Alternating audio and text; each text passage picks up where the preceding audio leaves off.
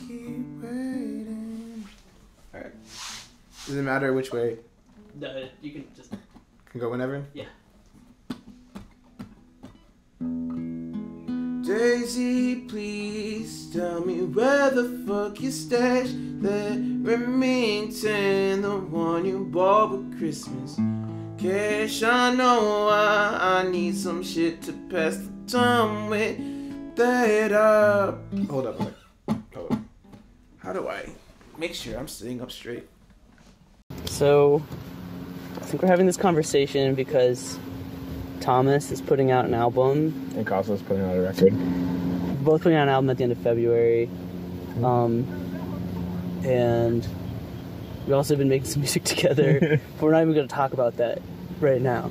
I mean, I don't think. We might. I don't know. I don't know. You might. But basically, Thomas was like, let's talk to each other about the records. Sure. And so, Thomas's records... Almost Country for Old Men. Almost Country. Electro Country for They Them. Okay. And Casia's record is called Long Con Gone. Long Con Gone. As you can see, we're both artists. We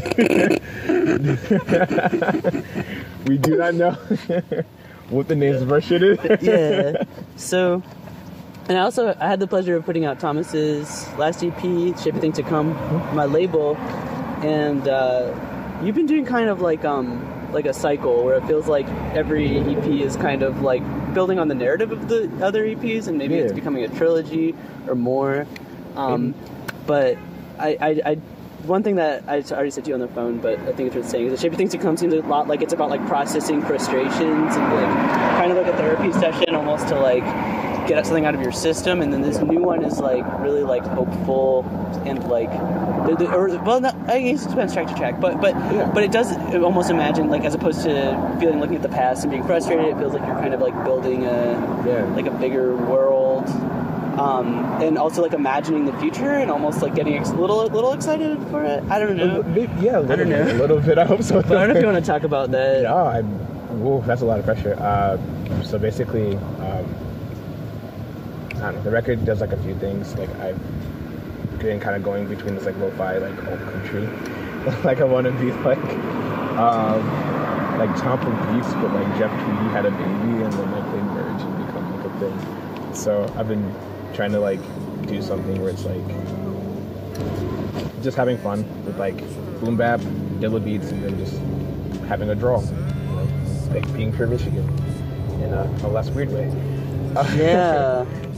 Right, and like that song Everything, I bring it up a lot, but it's crazy because it has like a romantic comedy, or sorry, not a romantic comedy, it has like a really romantic kind of like early 2000s, like almost like the Fray or Coldplay vibe, like, but then it fucking swings and is syncopated, and then you mean Anywhere?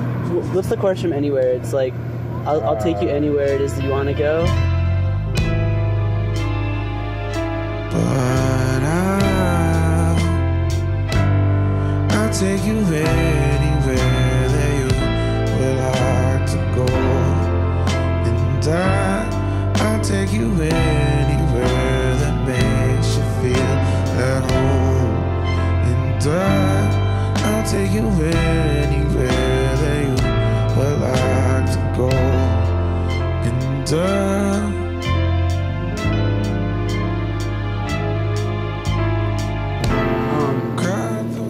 yeah, like what was that song like about?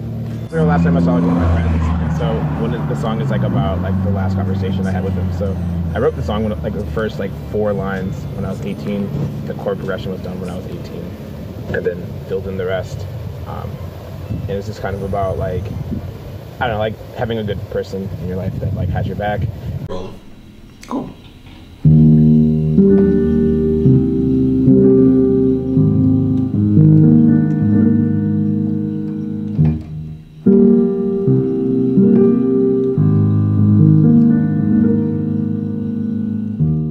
Yeah, Life is actually, I think, the first song I heard from your EP, and I misheard one of the lyrics to be buffalo wings in the corner, which I thought was like the craziest like depression imagery like I've ever heard. So yeah, the chorus of Life is life This is what life is. Watching somebody chain smoke cigarettes. Yeah, Marlboro Reds. Marlboro Reds, but in this here's Buffalo Wings. Hey, cause this is what life is. It's stuck on the front porch, watching somebody chain smoke cigarettes. Marlboro Reds off in the corner. Well, maybe they know,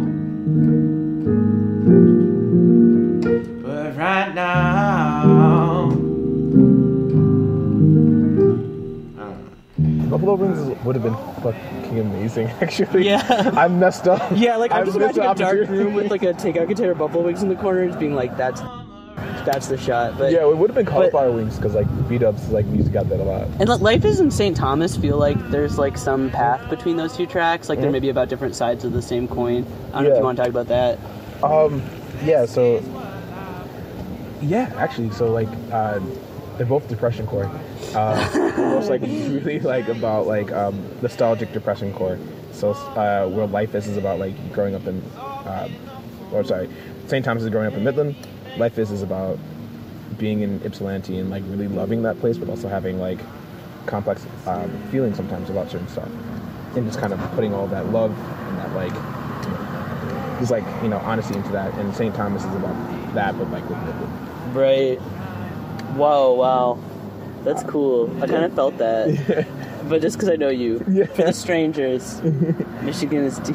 Michigan's wild. Michigan's wild. It's deep as...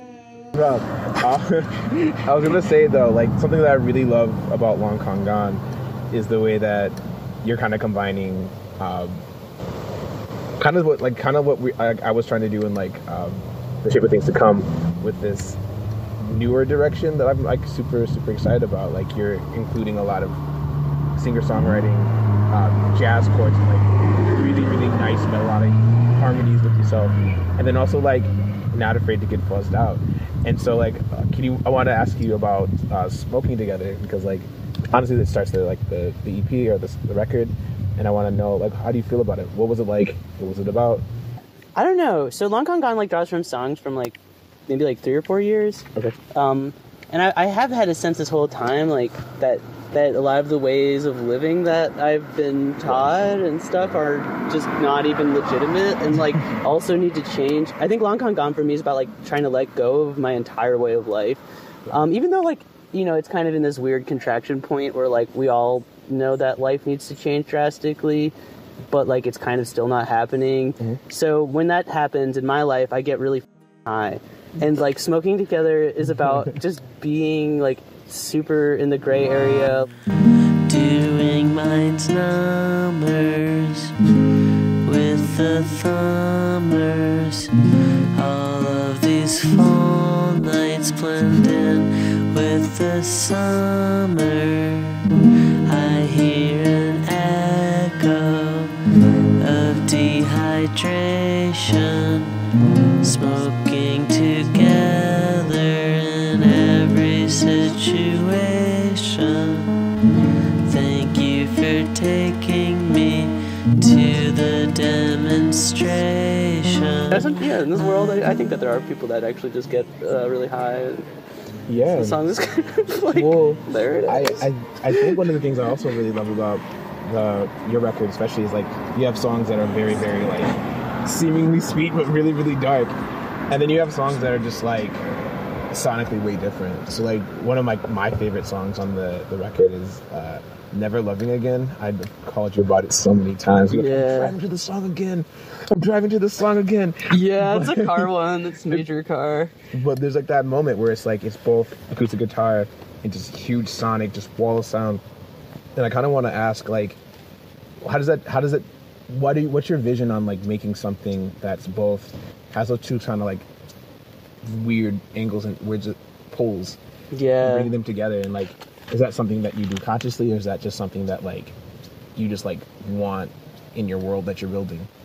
So like how to hold like some paradox, or something. How do you like, so especially like how you hold space for both of those things at the same time? Mm-hmm. And like is that something that was intentional, or is it something that just like comes out? Yeah, I mean, you know, I'm probably more of like a recordist than a performer on a lot of levels. Like, you know, I've been making music in my bedroom for basically half my life now. Yeah. And, you know, or, you know, I've been recording on cassettes since I was like so young. Yeah. But like basically I feel like always when playing music, you have a mood and a character. And Never Loving Again is, again, about this theme of like trying to cut ties from some because I will love again, and I do love a lot of people. I mean, like, I'm like, I think, you know, it's one of the things where like people are like, oh, you seem like a happy, carefree person. I'm like, no.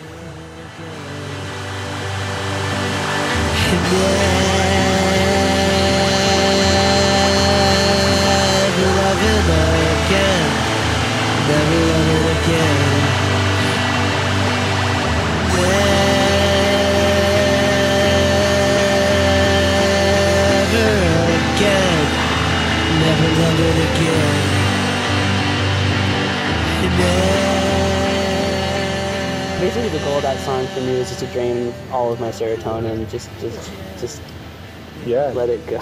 Yeah. And then if other people are in that kind of like bumper skid moment, they can maybe like tune into that. Because I didn't know if I should put that out because it's actually like firmly negative, or firmly. Is that something that you believe in about not playing some negative things, negative songs out, or is that something you have? Yeah, no. Whenever I make songs, I like try to test them on myself a lot.